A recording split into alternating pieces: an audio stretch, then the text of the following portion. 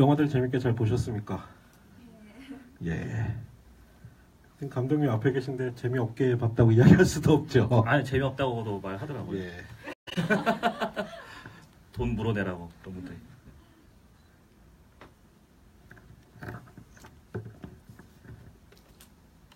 아 이거 페이크 다큐여서 카메라 많이 흔들렸는데 괜찮았어요? 새로운 경험이었어요. 아 새로운 경험. 네. 블러위치 같은 스타일이다 보니까. 제가 재밌는 얘기 한 가지 해드리자면 이 기자 시사회를요, 이 월화라는 작품하고 야경을 연달아 했어요. 그랬더니 이제 저도 그때 영화를 보고 저 같이 본 사람들이 끝나고 나서 영화 어땠어? 그러고 물어보니까 좋고 나쁘고 떠나서 저 흔들리는 영화를 두 편 연달아 보니까 미치겠다라고 얘기를 하더라고요. 지금 되고 있는 거야? 아 예. 지금 윈터 호러 토크 챕터 6. 안녕하십니까. 오늘 또 찾아뵙게 된 오인천입니다. 반갑습니다. 인사하시죠. 예, 안녕하세요. 저는 그 배드 테이스트라는 팟캐스트를 진행하고 있는 닉네임은 파고라는 이름을 쓰고 있는 이성원입니다. 반갑습니다. 예, 이게 여기 계신 분들 포함해서 지금 페이스북 라이브 생중계로 좀 많은 분들이 보시니까 그냥 편하게 예. 이야기 나눈다. 예. 될 것 같습니다. 방송은 제가 더 많이 해봤기 때문에 걱정 안 하셔도 되고요. 오늘이 아마 이 극장에서 월화가 상영되는 마지막 회차를 지금 여러분들이 아마 함께 해주시는 걸로 알고 있습니다. 그리고 야경이 한 회차가 남아 있나요? 아니면 끝났나요? 야경은 끝났죠. 야경도 네, 전에 상영을 끝났군요. 했습니다. 예, 그래서 우리 오인천 감독님의 두 편의 작품이 이 극장에서 마지막 상영하는 시간에 여러분들과 함께 만나게 됐네요. 그래서 아마 지금 이 GV가 많이 진행이 됐어요. 워낙 우리 오인천 감독님이 이쪽 장르 영화에 대한 애정이 많으시고 평론하시는 분들, 영화 평론하시는 분들, 문학 평론하시는 분들 혹은 이 업계에 종사하시는 분들 중에 우리 오인천 감독님에 대한 애정이 굉장히 많으신 분들이 어떻게든 이 척박한 상황에서 공포 영화를 만들고 계신 우리 감독님을 좀 살려야겠다는 취지로 GV를 많이 하셨습니다. 아 감사합니다. 그래서 저는 뭐 영화를 이렇게 뭐 해체하거나 해석할 능력도 없고 또 그분들이 심도 깊게 영화에 대해서 이야기한 부분들이 아마 페이스북 동영상으로 남아 있을 거기 때문에 네. 오늘은 뭐 영화 이야기를 깊숙이 하기보다는 우리 오인천 감독님 이 사람을 어떻게 해야 되나 이야기를 좀 한번 나눠보도록 하겠습니다. 월하. 저는 이 영화에 대해서 누가 만약에 당신은 그 영화를 어떻게 평가하시겠습니까? 라고 묻는다면 솔직히 말씀드리면 그 영화 너무 좋습니다 라는 이야기를 못하겠습니다. 그리고 저희가 진행하는 팟캐스트에 영화에 대한 리뷰 이벤트를 진행했는데 악평이 올라와 있더라고요. 좋은 평보다는. 저도 봤어요. 예. 근데 저는 그분의 글에 굉장히 공감이 많이 갔습니다. 그래서 저는 월화가 어떤 영화냐고 물어보면 더도 말고 덜도 말고 딱 별 3개 정도는 줄 수 있는 영화인 것 같다라고 자신 있게 말할 수 있을 것 같습니다. 그리고 이 영화가 좋다라고는 이야기를 못 하겠는데 그 영화 어딘가 모르게 좀 이상해 라는 이야기를 좀 자신 있게 할 수 있을 것 같아요. 그리고 중요한 건 월하라는 영화는 만듦새가 떨어진다기보다는 딱 별 3개를 받기 위해서 의도하고 만든 영화라는 느낌을 저는 좀 받았습니다. 그래서 오늘 시작은 그 이야기로 좀 해야 될 것 같아요. 여러분들이 지금 월하를 보셨지만 월하라는 영화는 굉장히 사랑하기가 힘든 영화입니다. 이 영화를 좋게 평가하기가 힘든 영화예요. 거기에는 몇 가지 이유가 있을 텐데 첫 번째 이유가 이 영화 속에는 도대체 관객으로서 내가 마음을 줄 캐릭터가 단 한 명도 등장하지 않습니다. 흔히 이야기하는 국내에서 요즘 유행하는 영화 속의 바람 캐릭터라고 이야기하죠. 암을 유발시키는 깝깝한 캐릭터. 보통 순위를 이렇게 매길 때 보면 뭐 1위가 그 프랭크 다라본트 감독의 미스트에 등장하는 종교 지도자도 예. 있고 많은 분들이 정말 그 캐릭터를 보고 죽이고 싶었다라고 이야기를 한 추격자의 그 슈퍼마켓 아주머니 예. 캐릭터도 있는데 감독님의 원하는 모든 캐릭터가 그런 바람 유발 캐릭터입니다. 그래서 저는 이것이 감독님이 캐릭터 묘사를 못해서가 아니라 의도적으로 관객들로 하여금 자신의 영화 속에 등장하는 캐릭터들에게 마음을 주거나 혹은 그 캐릭터에게 감정이입하는 것을 방해하도록 의도한 것은 아닌가 싶은 생각이 들었습니다. 이 지점을 오늘 첫 번째 질문으로 드려야 될 것 같습니다. 네. 이렇게 관객들로 하여금 사랑할 수 없는 캐릭터들로 영화를 구성하셨다는 느낌을 제가 받게 되는데요. 네. 그 부분에 대해서 감독님의 의도가 제가 느낌이 맞는지 좀 한번 설명을 듣고 싶습니다. 질문 속에 답이 지금 다 들어있긴 한데 그 말씀하셨다시피 일반적인 극영화적인 흐름으로서는 마음을 줄 수 있는 공감을 할 수 있는 캐릭터가 단 한 명도 없죠. 심지어는 카메라를 들고 있는 양준일이라는 캐릭터조차도 어벙하게 그냥 카메라 놓고 도망치면 되는데 왜 굳이 저걸 따라갈까? 물론 계약을 했다고는 했지만 어쨌든 그런 별개로. 근데 어찌 보면은 이게 1인칭의 페이크 다큐 파운드 푸티지의 시점으로서 이야기를 전개해 나가는 데 있어서 그 여러 가지 동력 장치들 있잖아요. 그러니까 이게 안 좋은 캐릭터들의 총화들이 다 모여 있는 또 다른 그 이야기를 전진시키기 위한 추동력으로서 그러한 좀 안 좋은, 그러니까 안 좋다기보다는 공감을 주기 힘든 캐릭터들을 모아놨다고 생각을 저도 했고, 그리고 이게 보시면 아시겠지만은 한국 남성들의 이 안 좋은 습성들이 다 들어있는 거예요. 이게 학연 따지지, 나이 따지지, 나이가 어리니까 바로 말 놓지, 또 물 줄까 하면서 장난쳐도 물 안 주고 막 그러한 모습들, 또 본인 그 캐릭터들 다 자기 말만 하지 남의 말을 듣지를 않아요. 거의 다 캐릭터들이. 그래서 어찌 보면 그 한국 남성들의 좀 안 좋은 습성들이 다 모여 있는 각각의 약간 모양새는 다르지만 그 캐릭터들을 모아서 죽이고 싶었습니다. 예. 그래서 죽였습니다. 저도 죽었습니다. 그래서 심지어 이제 후반부에 이 캐릭터들이 죽어나갈 때 안타깝기보다는 굉장히 속으로 드디어 더 이상 안 봐도 되는구나 라는 생각이 들 정도로 정말 애정을 주기 힘든 캐릭터죠.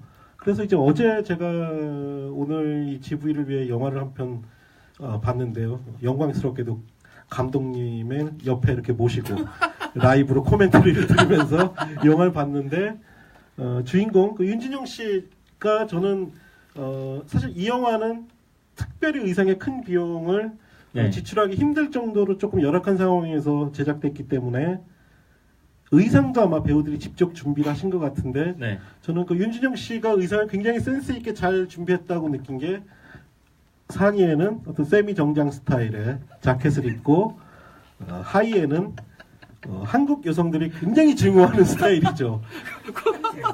국방색, 군복 무늬의 바지를 입은 캐릭터를 보고 저 배우가 우리가 이제 개그맨 출신이라 자칫 폄하될 수도 있지만 그게 아니라 정말 영화를 위해 의상마저도 굉장히 신경을 썼구나라는 생각을 많이 했거든요. 네. 저도 그 의상에 컨펌을 한 거고요. 예. 그리고 또 한 가지 이 영화를 보면서 굉장히 감정 몰입하기 힘든 상황들이 있습니다. 이 감정 몰입이 이 영화에서 감독님이 의도적으로 차단한 게 굉장히 중요한 게 뭐냐면요. 월화와 야경 두 편의 작품은 전부 다 장르가 요즘은 이제 파운드 푸티지라는 이름을 쓰고 있는데 실질적으로는 저희가 한동안은 페이크 다큐멘터리라든가 모큐멘터리라는 표현을 많이 썼습니다. 이 장르의 유명한 영화로는 이제 로브 라이너 감독의 이것은 스파이널 탭이다라는 영화 역사상 가장 웃긴 코미디 영화가 명작이죠. 이 장르에 있어서 굉장히 최고 걸작으로 알려져 있고, 공포 영화 장르로는 아마 그 작품을 보신 분들이 계실지 모르겠지만 국내에서 이제 카니발 홀로코스트라는 이름으로 개봉을 했던 작품이 이제 홀로코스트. 예. 그 루게오 데오다토 감독이 만든 건데 굉장히 영화 역사상 가장 끔찍한 영화이기도 한데 그 작품이 바로 예. 사실은 공포 영화 속 이 장르의 효시로 알려져 있죠. 그렇죠. 예. 그리고 그 다음에 또 이 장르를 이름을 알리고 그때부터 사실은 좀 우리가 페이크 다큐멘터리라기보다는 파운드 푸티지. 예. 그 파운드 푸티지라는 건 누군가가 촬영을 했는데 손실된 영상을 누군가가 나중에 발견해서 우리가 보는 발견됐다. 듯한 예. 그런 느낌을 강조하기 위해서 만든 게 바로 그 전설적인 블레어위치 프로젝트가 있었고요.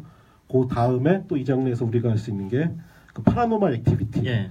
파라노말 액티비티라는 영화 아마 보신 분들 계실 텐데요. 그 작품이 의외로 그 유명한 스티븐 스필버그가 좀 밀어준 작품이에요. 스티븐 스필버그가 그냥 어느 날 그 파라노말 액티비티라는 영상을 보고 나서 자기 스튜디오 직원들한테 그 영상을 틀어주면서 야, 나 이거 심령 동영상 봤어. 이거 진짜 무서워 이거.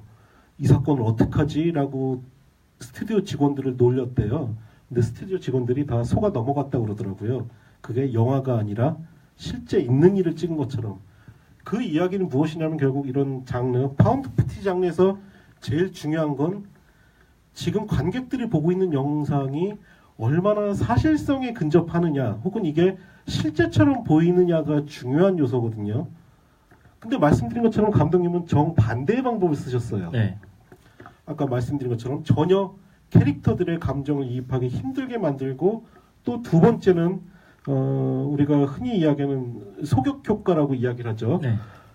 관객들이 오히려 영화에 과도하게 감정 이입하는 걸 차단하는. 그래서 뭐 예전에 고다르나 이런 사람들은 일부러 배우들이 카메라를 보고 이야기를 하기도 하고 네. 큰 영화에서. 근데 이 작품에서도 그런 요소가 보이는 것 중에 하나가 감독님이 연기를 하신 카메라맨의 이름이 양준일이라는 이름인데 네. 양준일 씨는 아마 저희 또래 세대라면 잘 알 수 있는 게 바로 리베카라는 노래를 불렀던 굉장히 앞서가는 아티스트였죠. 한국의 뉴잭스윙을 거의 그렇죠. 들여왔다라고 하면 듀스보다 빨랐죠. 어떻게 보면 이게 굉장히 아재스러운 유머거든요. 그리고 영화하고 톤앤 매너도 잘 안 맞아요. 그리고 네. 또 한 가지 후반부에 여러분들이 가장 이 영화 속에서 증오할 만한 캐릭터 바로 그 뭐라 그럴까요? 안내자라고 이야기를 할까요? 준섭 캐릭터죠. 네, 준섭 네. 캐릭터. 정말 대사부터 끊임없이 웃음을 뭐 숨기지 않고 정말 막 짜증을 유발하는. 근데 또 중간에 심지어 노래까지 불러요. 네. 이렇게 가뜩이나 짜증나는 캐릭터들인데 그나마도 관객들이 캐릭터에 몰입하기 힘든 요소들 그런 유머들을 삽입하신 이유는 뭘까요? 그러니까 결국은 감독님은 이 영화 속에서 정말 철저하게 관객들이 이것을 사실이다라고 믿기 어렵게 의도적으로 만드신 것 같거든요. 네. 그 이유가 뭐죠? 뭐 특별히 이유라기보다는 이게 어찌됐든 이게 지금까지 나왔던 그 페이크 다큐, 그 파운드 푸티지 영상 하다못해 그런 클로버필드라는 그 거대 예산의 파운드 푸티지 영화조차도 이것은 발견된 영상이라는 것식으로 보여주잖아요. 물론 중간에 뭐 물론 대규모 SF 장면이 들어있긴 하지만은 근데 그 지금까지 나왔던 그런 1년의 파운드 푸티지 영화랑은 좀 다른 결로 한번 가보고 싶었어요. 어떻게 보면은 설령계 시행착오가 있다 하더라도 제가 관객으로서 지금까지 봤던 파운드 푸티지, 페이크 다큐 영상들을 보면은 이것은 진짜다라고 강조를 하는데 관객으로서 이게 반대로 한번 해보면 어떨까라는 생각을 관객으로서 한번 가지고 가졌었거든요. 그래서 좀 그런 식으로 좀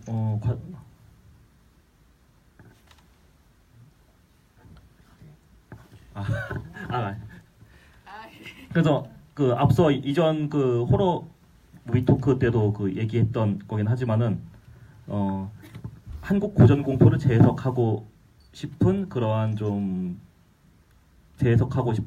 열망이 있었고 이전 기존의 그 파운드 푸티지 영화들을 보면서 다르게 한번 풀어보고 싶다라는 그런 두 가지 열망의 그 접점이 이루어서 좀 지금의 이런 월하라는 이러한 또 다른 형식의 좀 파운드 푸티지 영화가 나온 거고 그리고 양준일이라든지 그런 리베카 그런 거는 저의 아무래도 좀 개인적인 좀 취향이 좀 많이 묻어나는 거죠. 원래는 그 리베카나 뭐 그런 노래를 좀 부르려고 했는데 그것까지는 좀 아닌 것 같아서 좀 그런 식으로 살짝 인장을 넣은 거고 전화일기라는 노래를 그 준섭의 캐릭터가 부르는 게 실제로 1938년도에 나온 실제 노래거든요. 크레딧에도 나오긴 했는데 이전 앞선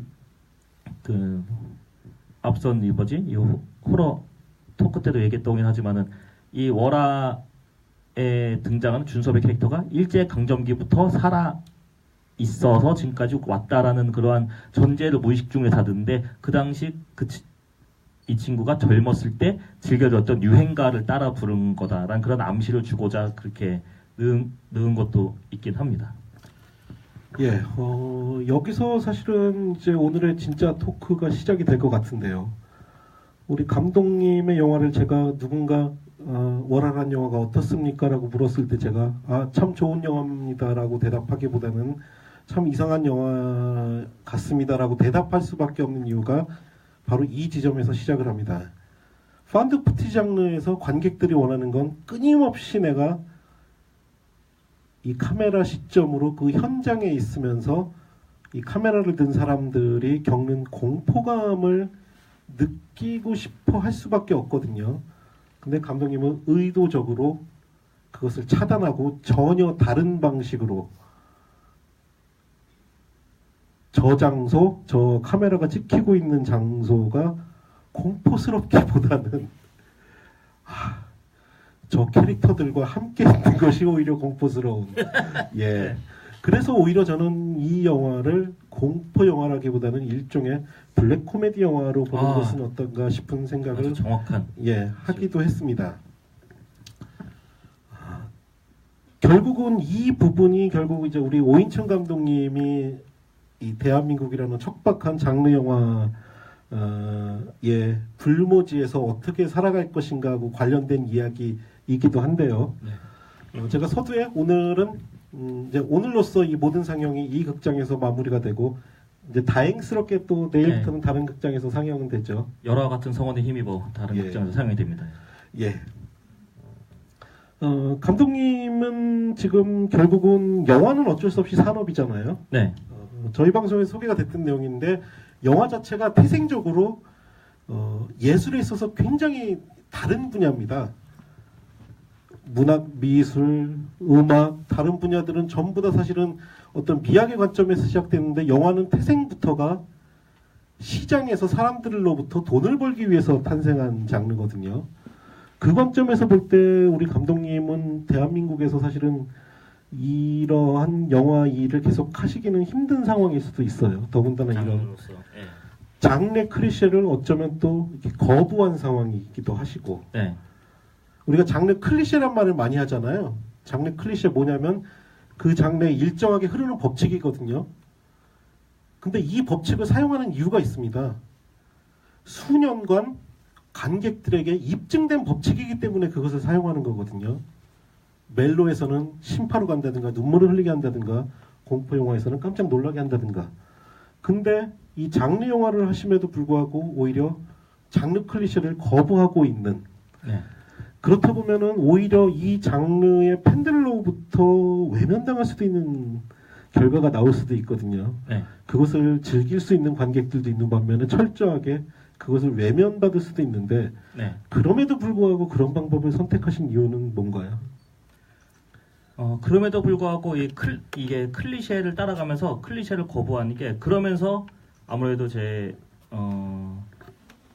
뭐 외면과 거부라기보다는 그러니까 이러한 방식으로서 저 자체로 영화를 뭐 한두 편만 찍고 말 게 아니고 계속 영화적인 실험을 지금 하는 거라고 생각을 하는 것 같습니다. 뭐 앞서 설명드렸던 대로 제가 관객으로서 기존에 뭐 즐겨왔던 그 클리셰적인 요소들, 맥거핀으로서 좋아했던 그런 장치들을 그대로 충실히 따르면서도 이걸 어떻게 좀 배반하고 다시 좀 들면 어떠한 반응의 화학작용이 일어날까, 뭐 그러한 작품에 따른 여러 가지 뭐 앞서 설명했지만 시행착오, 좌충우돌 과정이면서 또 다른 좀 새로운 느낌, 이상한 작품이 나온다 하더라도 그 자체만으로 좀 의미가 있는 작업이라고 생각을 하기 때문에 촉박하지만 촉박한 대로 씨를 뿌려야지만 그 씨가 조금씩 자라나듯이 뭐 저라도 이렇게 한번 실험을 하면서 뭐 도전까지는 더 훌륭하신 분들 많으니까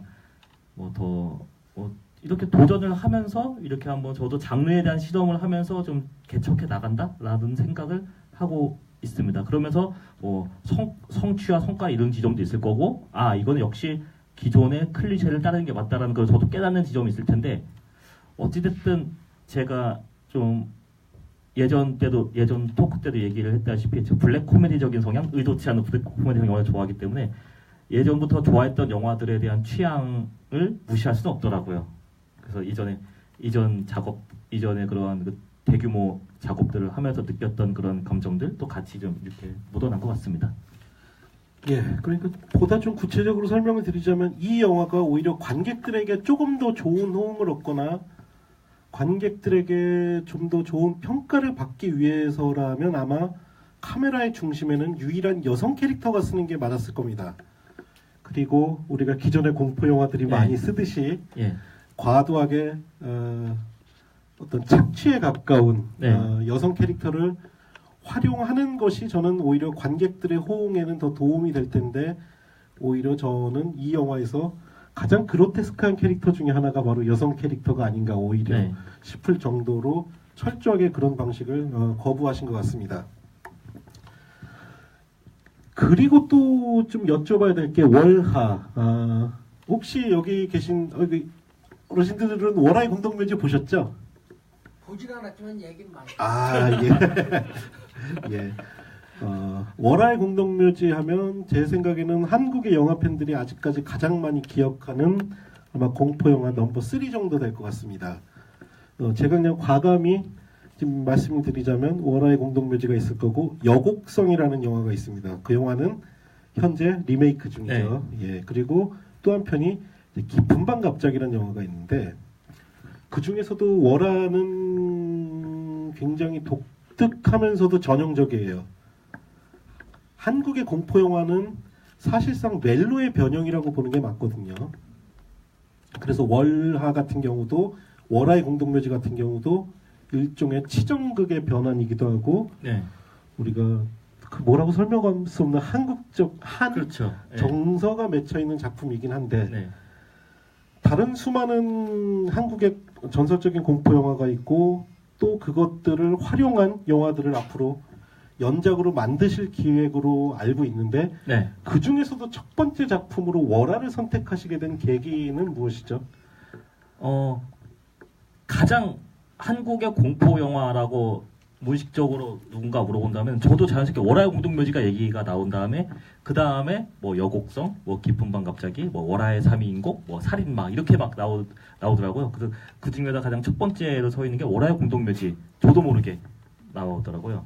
그래서 아주 어릴 적에 그 월화의 공동묘지를 TV를 통해서 봤는데 정말 어릴 때 너무 무섭게 봤던 기억이 있어서, 그런데 그 시간이 지나면서 다른 전설고향이나 뭐 다른 그런 공포 영화들이 섞이면서 제가 알고 있던 월화의 공동묘지랑 다르게 섞였더라고요. 영화에서도 나오긴 했지만 내 달이 내 나가 월화의 공동묘지였나 그렇게 착각을 하기도 했었고, 그리고 그러다가 얼마 전보다는 그 몇 년 전에 그 우연찮게 케이블 TV 심야를 통해서 이 월화의 공동묘지를 봤는데, 제가 알고 있었던 장면하고 많이 다르더라고요. 그리고 어떤 무서운 장면들은 다시 봐도 무섭고, 이거는 또 하나의 이 정말 말로 설명할 수 없는 이게 한국적인 그 뭐가 있더라고요. 그게 무슨 기존의 인습에 관련된 뭐 그러한 선입견에 의한 거일 수도 있긴 하지만은 그 자체의 매력에 이거는 너무 재밌다.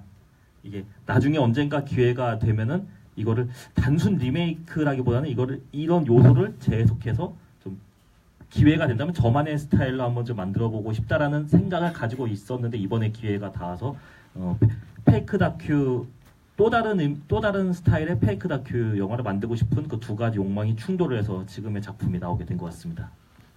예. 그리고 이거는 이제 어제 감독님이랑 이야기를 나눈 부분인데, 아마 여러분들이 영화를 보시면서 제일 아마 짜증이 나셨을 캐릭터가 네. 준섭 캐릭터일 거예요. 길잡이를 하는, 실없이 계속 웃고 경고를 하기도 하고, 그리고 마지막에는 굉장히 중요한 역할을 하기도 하는데, 저는 이제 어제 두 번째 월화를 보면서 이 준섭 캐릭터가 의외로 가장 중요한 캐릭터라고 생각을 했어요.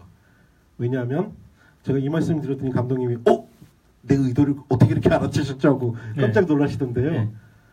지금 감독님은 이 월하 이후에도 수많은 한국의 고전 공포 영화들의 설정을 차용한 네. 혹은 월화처럼 그것의 뭐 뒷이야기에 해당할 수도 있고 뭐 스피노프일 수도 있는 일종의 그 요즘 뭐 DC 유니버스, 마블 유니버스 이야기 많이 하는데 오인천 유니버스를 지금 기획을 하고 계십니다. 아, 유니버스 거창하다기보다는 그리고 그 앞으로 나올 그 오인천 유니버스의 가장 핵심이 될 캐릭터로 저는 준섭이라는 캐릭터를 지목을 했습니다. 형태랑 성별은 다르겠지만 어쨌든 그 비슷하게 계속 나올 예정입니다. 예, 맞습니다. 왜냐하면 이게 사실은 이 영화 속에 어떻게 보면 가장 큰 클리셰일 수 있는데 우리가 거의 모든 공포 영화, 특히 슬래셔 영화를 보면 주인공들이 이상한 마을에 당도를 했을 네. 때 항상 누군가가 경고를 합니다.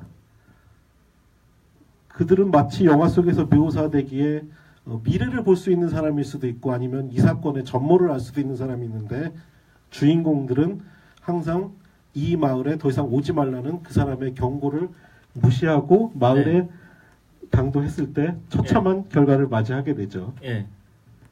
근데 바로 이 영화 속에서 준섭이 그 역할을 하고 있거든요.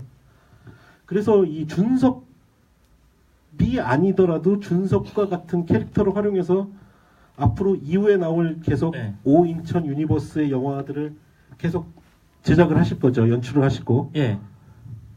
그 준섭 캐릭터 보시면서 혹시 좀 독특하다는 지점 느끼신 거 없으세요? 이 캐릭터가 하는 대사들 저는 어제 보니까 좀 그게 확실히 보이더라고요. 확실히 준섭은 현대인이 아닙니다. 예, 정말 아주 오래전부터 살아온 사람이고 그가 말하는 대사들이 제가 이제 두 번째 보니까 그게 확실히 느껴지더라고요. 아, 저 사람은 이제 한국사가 아니라 한국의 공포영화 역사를 관통할 만한 캐릭터구나. 해서 이 준섭의 캐릭터가 짜증나시더라도 주목해서 보시면 아마 이후에 오인천 감독님의 새로운 영화에서 그 캐릭터가 이제 변주해서 나오겠죠. 네. 이제 그러면 이제 제일 중요한 게 지금 월화와 야경이라는 두 편의 공포영화를 통해서 우리가 흔히 이야기하는 손익분기점에 도달을 하실 가능성이 높을까요? 이게 처음부터 이게 좀 기획을 하고 구상을 한 게 어차피 이게 뭐 큰 예산이 아닌 저예산 공포 영화, 그러니까 규모도 작은 저예산 공포 영화이다 보니까 어차피 이게 대규모 와이드 릴리즈로서 이게 사람들에게 이게 소개가 되는 그러한 일반적인 방식보다도 가늘고 길게 뭐 해외 영화제와 좀 2차 부가판권 시장, IPTV, VOD를 통해서 가늘고 길게 장르 팬들을 꾸준하게 이렇게 소통하고 만나는 그러한 방식으로서 이게 접근법으로 시작하게 해갔기 때문에 이러한 스타일로 저 구상했던 거고 기존의 일반적인 의미로서 손익분기점을 생각을 하고 진행을 했다라면은 기획 단계에서 저조차도 용기를 내기 쉽지 않았을 프로젝트이긴 합니다. 앞으로 구상을 할 그런 프로젝트들도 힘들었겠죠. 근데 그러한 새롭다기보다는 그러한 방식을 처음부터 사이즈와 규모, 어떻게 유통되고 어떻게 관객들한테 선보여질지에 대한 구상해보면 어떻게 계획을 얼추 만들었기 때문에 이렇게 시작을 할 수 있었던 겁니다. 한 방에 모든 걸 다 잘 되겠다기보다는 가늘고 길게 관객들과 소통을 하는 게 다른 유통 경로를 통해서. 토렌트는 안 됩니다, 여러분. 예. 그래서 저희가 지금 저 뒤에 웃고 계신데 제 대표님하고 이제 인사를 드리고 제가 페이스북 친구를 맺었는데 이 영화를 제작하신 대표님이시자 사실은 우리 감독님하고 한 이불을 쓰시죠? 예. 참 이게 각방 쓰시나요? 이게 맞는 말인데 참 쑥스럽네요. 예. 우리 제작자님께서 페이스북에 굉장히 이 영화가 이제 불법 파일이 유출된 거에 대해서 야경 죽음의 택시가 야경 죽음의 택시가 유출된 거에서 분노를 하시더라고요. 근데 저는 물론 제작자의 관점에서 굉장히 화가 나시겠지만 저는 오인천 감독님의 영화가 소문이 나고 있구나라고 느꼈어요. 그 이유가 그 한국의 이 성인 영화 연출하시는 좀 전설적인 그 공자관 감독님이라고 계신데 그분이 얼마 전에 영화 제작을 하셨는데 그분은 워낙 사실은 이 성인 영화도 이 불법 파일 유출이 굉장히 심하거든요. 그분은 그렇게 글을 쓰셨더라고요.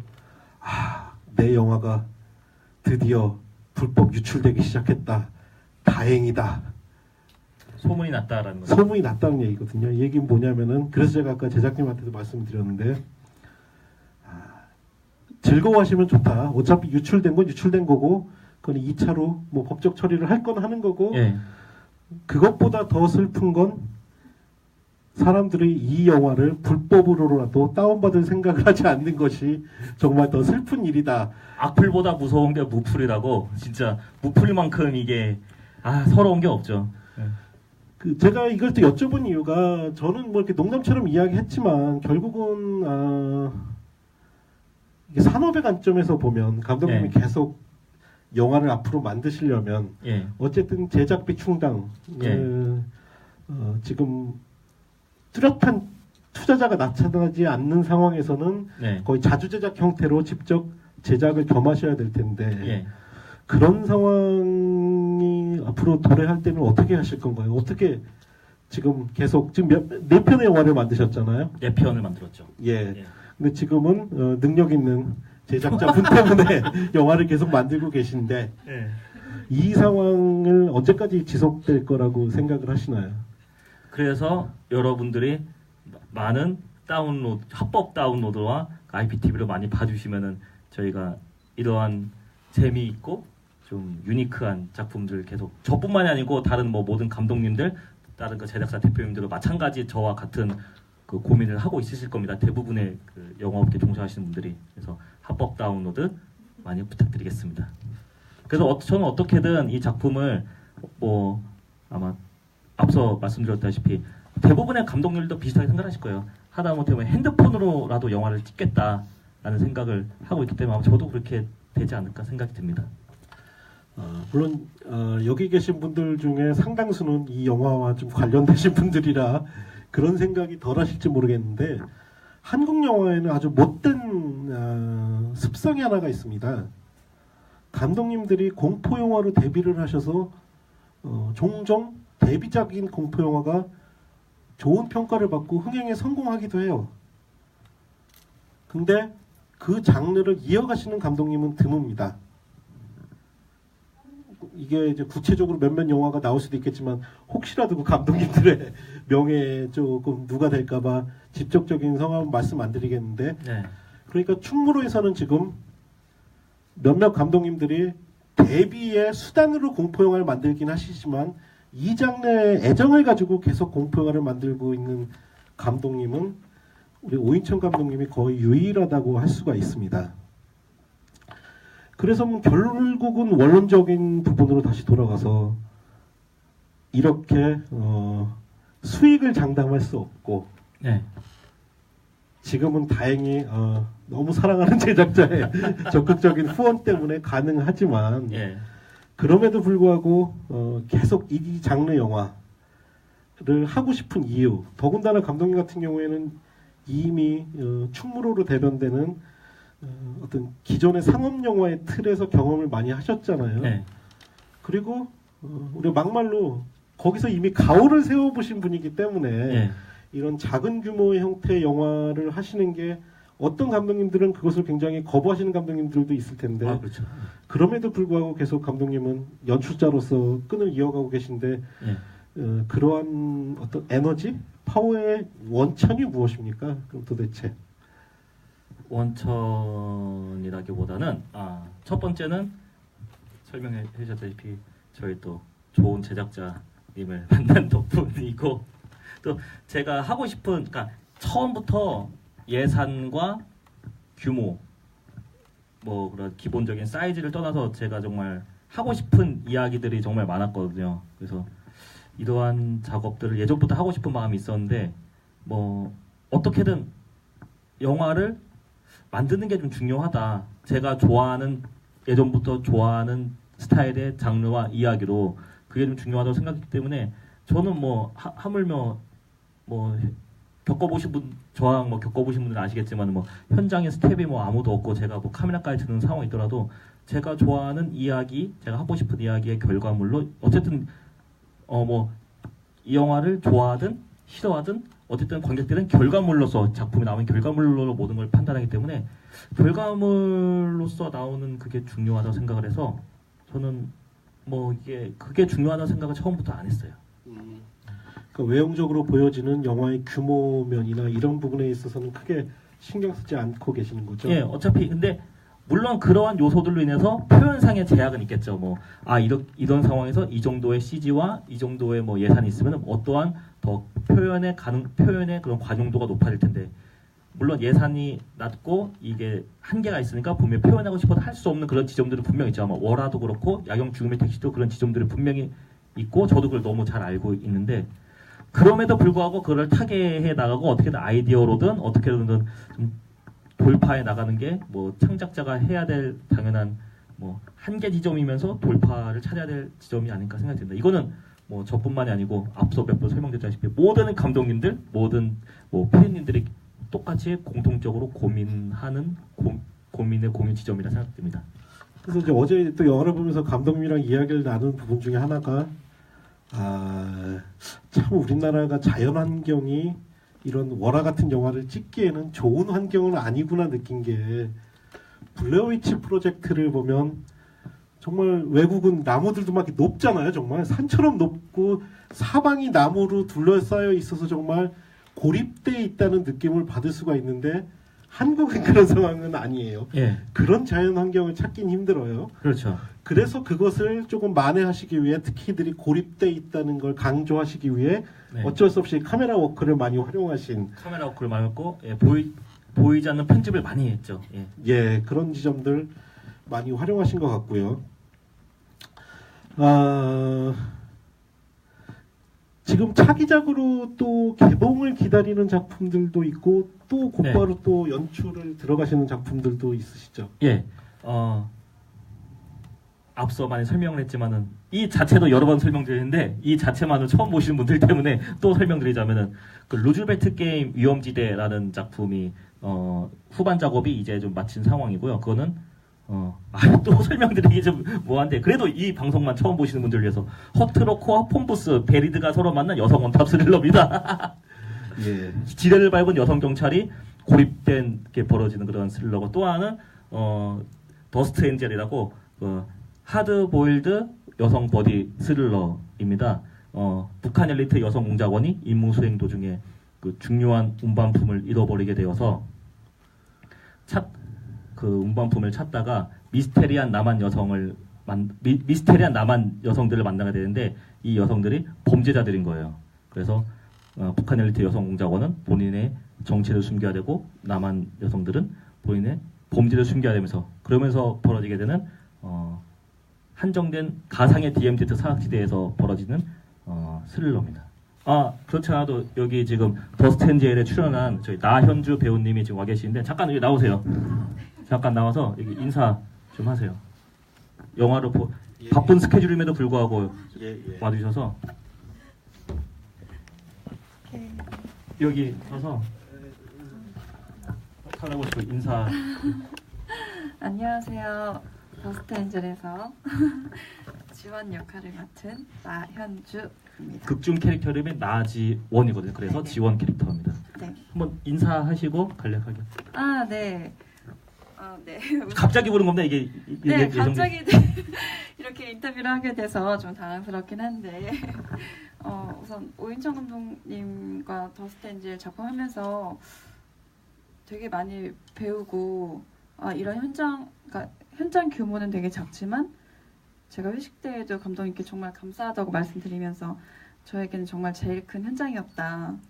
정말 많은 걸 배우고 많은 걸 느끼고 이 영화를 통해서 감독님과 제가 성장을 했으면 감독님은 지금도 충분히 훌륭하신 감독님이시지만 저도 더. 저의 성장이 좀 기대가 되는 작품입니다. 네. 네. 그래도 마지막 인사. 네네. 그리고 저도 나름 열심히 활동을 하고 있고요. 배우로서 자주 뵐 수 있는 기회를 만들 수 있도록 노력하겠습니다. 감사합니다. 나연주 배우라고 아주 훌륭한 배우입니다. 예, 저희가 지난주 저희 팟캐스트에서도 그런 얘기를 했었는데, 월화가 사실상 우리가 흔히 통상적으로 이야기하는 네. 뭐 흥행 성공작이라고 이야기할 수는 없을 것 같아요. 예. 근데 그게 절대 관객들의 문제는 아닌 것 같습니다. 관객들의 수준이 낮아서 많이 극장을 찾지 않는 건 아닌 것 같습니다. 그리고 월화라는 영화, 우리 오인천 감독님의 영화도 흥행이 그렇게 썩 잘 됐다고 이야기할 수 없다고 그래서 영화의 수준이 낮다고 우리가 이야기할 수도 없을 것 같습니다. 네. 그러면은 과연 우리 대한민국에서 앞으로 월화와 같은 또 야경과 같은 공포영화 장르, 그리고 앞으로 나올, 지금 배우님도 나오셨겠지만 뭐 더스트 엔젤이나 이런 네. 장르 영화들이 또 얼마나 흥행이 될지도 여기 배우님 앞에서 이런 말씀드리기 죄송하지만 장담할 수는 없는 상황인 것 같은데, 그렇다면 앞으로 이 대한민국에서 이러한 장르 영화들이 네. 살아남기 위해서는 좀 감독님이 생각하시는 어떤 구조적 문제가 좀 변화가 좀 있어야 될까요?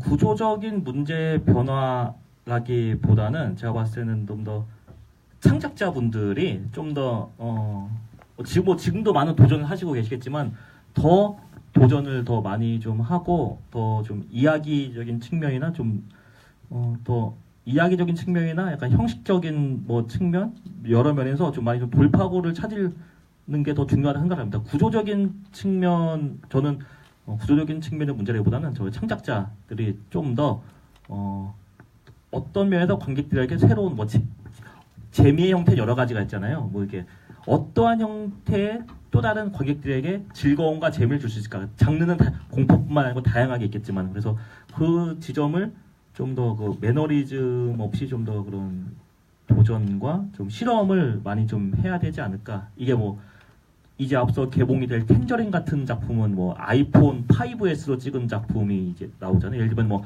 아이폰 5S로 촬영한 이 장편 영화가 정말 이야기도 재미있고 뭐 그 형식적인 면에 대한 실험도 매우 탁월하기 때문에 영화가 이렇게도 나와서 새로운 뭐 영화계 선순환이 이루어져서 또 다른 실험적인 작품들이 꾸준히 쏟아지니까 관객들도 자연스럽게 좀 접근을 하기 편해지듯이, 저 같은 사람들이 한 명, 두 명, 세 명 많이 나오게 되면은 그 자체만으로도 이미 좀 이러한 장르 스타일을 좀 소비를 하고 찾는 관객층들이 형성이 되기 좀 시작한 걸 알고 있거든요. 저는 그래서 그분들이 조금 더 많이 찾아오시지 않을까. 그리고 저는 창작자의 문제라기보다는 창작자가 좀 더 많이 좀 발로 뛰고 나서야 된다는 생각을 하는 입장입니다. 네. 예, 지금 한국에 이제 흔히 스크린 독과점이라는 이야기를 많이 하는데요. 네. 이제 수직 계열화 문제는 아닌 것 같아요, 단순히. 수직 계열화 문제라기보다는 지금 이제 메이저 극장들이 대부분 꼭 본인의 배급 영화가 아니더라도 네. 규모가 큰 영화 혹은 흥행이 잘 될 것으로 예측되는 영화들을 배급 라인에 상관없이 많이 걸고 있기 때문에 결국은 뭐 이 신자유주의적 네. 산업 형태일 텐데, 이제 최근에 모 영화가 거의 이제 스크린 독과점의 스크린 과다 배정이라는 표현이 맞겠네요. 스크린 과다 배정이라는 표현이 맞을 정도로 많은 스크린을 배정을 했는데 흥행은 잘 되고 있어요. 그래서 거기서 반론을 하기도 합니다. 스크린 많이 왜 걸었냐고? 너무 많이 건 거 아니냐고? 봐, 이렇게 관객들이 많이 찾고 있잖아. 이렇게 객석 점유율이 높아. 그러면은 오인천 감독님의 월화 우리 극장에서 틀까? 그거 틀면은 한 회 관객이 몇 명이나 올까라고 반문을 할지 모르겠어요. 근데 저는 이 스크린 과다 배정 혹은 독과점이라고 표현을 한다면 그것과 관객이 드는 것과는 좀 구분해야 될 것 같습니다. 왜냐하면 이제 그 영화가 무슨 영화인지 구체적으로 말씀을 안 드리더라도 그렇게 스크린을 과다 배정했는데도 굉장히 흥행이 실패한 영화들도 많이 있죠. 그리고 중요한 건 우리 오인천 감독님의 월하나 야경 같은 영화, 그리고 앞으로 공개될 많은 영화들은 관객에게 일단은 평가받을 기회조차 제대로 주어지지 않는 상황이라는 게 중요한 것 같습니다. 관객들이 오인천 감독님의 영화를 보고 아, 영화 너무 그지 같아. 다음부터는 저 사람 영화 안 볼 거야. 라는 평가를 내리는 건 제가 보기엔 다음 문제입니다. 근데 오인천 감독님의 영화가 너무 좋은지 너무 이상한지 너무 거지 같은지 평가할 기회조차 주어지지 않는다는 건 감독님은 부정하시지만 저는 이 한국 영화 시장에서 굉장히 심각한 문제라고 생각을 합니다. 저뿐만이 아니고 대부분의 감독님들이 겪는 딜레마죠. 예. 맞습니다. 예. 그래서 지금 그런 상황에서 어쨌든 시간 얼마 안 남았대요. 예, 그런 상황에서 제가 좀 말이 많죠. 아, 아니에요. 예. 아, 영화를 제작하고 연출하고 계시는 우리 이 두 분한테 저는 오늘 GV의 모더레이터가 아닌 이 장르 영화를 좋아하는 팬으로서, 그리고 다행히 내일부터는 다른 극장에 상영을 합니다. 하지만 이 두 분의 열정과 이 장르 영화가 지속될 수 있는 얇은 실마리라도 남겨주셨다는 점에서 진심으로 박수를 보내드리고 싶습니다. 감사합니다. 네, 감사합니다. 예, 하여튼 뭐 제가 좀 말을 길게 했는데 오늘은 제가 무슨 뭐 제가 영화에 대해서 깊숙이 모르기 때문에 영화에 대한 느낌보다는 이 척박한 한국 영화의 상황, 그리고 이 상황에서 우리 감독님과 우리 아내분께서 얼마나 고생을 하고 계신가 그 부분에 대해서 저는 팬으로서 감사의 말씀드리고자 이 자리에 섰습니다. 뭐 재미없는 시간이었을 것 같은데 아니에요. 함께해 주셔서 너무 감사합니다. 유익한 시간이었습니다. 예, 감사합니다. 감독님 오늘 예. 마지막 상영인데 그래도 지금까지 예. 이 영화를 보기에 이 극장을 찾아주셨던 관객분들, 그리고 이 방송을 보실 분들을 위해 한 말씀 하시고 네. 내일 또 상영관이 바뀌니까 홍보도 한 예. 말씀 하시죠. 윈터 호러 토크 챕터 6까지 진행을 하면서 이렇게 좀 많은 이야기를 나눴고 많은 질문과 그에 따른 대답, 그러면서 저도 많이 배울 수 있는 시간이었습니다. 이게 연말에 많은 뭐 좋은 작품들도 많은데도 불구하고 극장까지 찾아와서 영화를 보신 분들께 정말 진심으로 감사드리고, 뭐 앞으로도 뭐 다른 상영관 혹은 뭐 다른 뭐 상영 방식, 뭐 IPTV라든지 VOD, 뭐 모바일, 뭐 케이블을 통해서 이게 이 영화가 꾸준히 지속적으로 상영이 되고 계속 기록으로 남을 텐데, 그 작품을 통해서 욕을 하셔도 상관은 없고 뭐 칭찬하셔도 상관없고 응원 격려하셔도 상관없으니까 좀 많이들 봐주시고, 예, 그러면 감사하겠습니다. 예, 저는 또 뵙겠습니다. 감사합니다. 감사합니다.